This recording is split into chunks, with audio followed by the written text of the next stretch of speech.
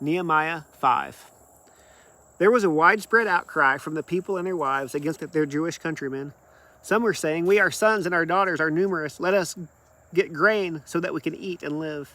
Others were saying, "We are mortgaging our fields, vineyards, and homes to get grain during the famine."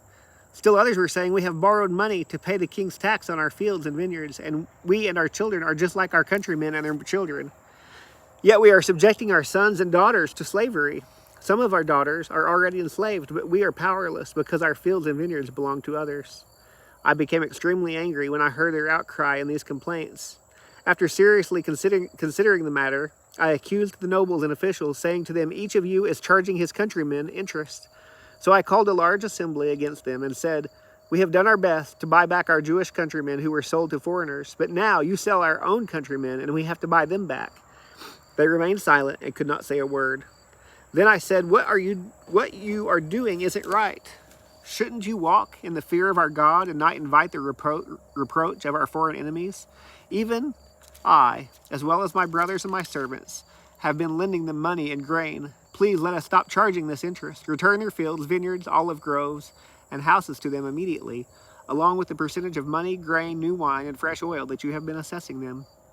They responded, "We will return these things and require nothing more from them. We will do as you say." So I summoned the priests and made everyone take an oath to do this.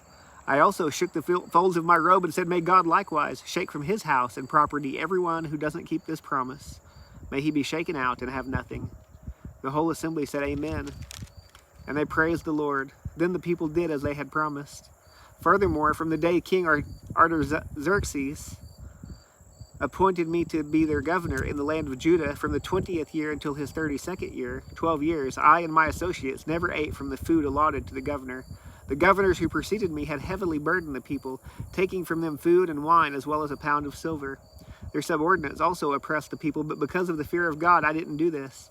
Instead, I devoted myself to the construction of this wall, and all my subordinates were gathered there for the work. We didn't buy any land. There were 150 Jews and officials, as well as guests from the surrounding nations at my table. Each day 1 ox, 6 choice sheep, and some fowl were prepared for me. An abundance of all kinds of wine was provided every 10 days. But I didn't demand the food allotted to the governor because the burden on the people was so heavy. Remember me favorably, my God, for all that I have done for this people.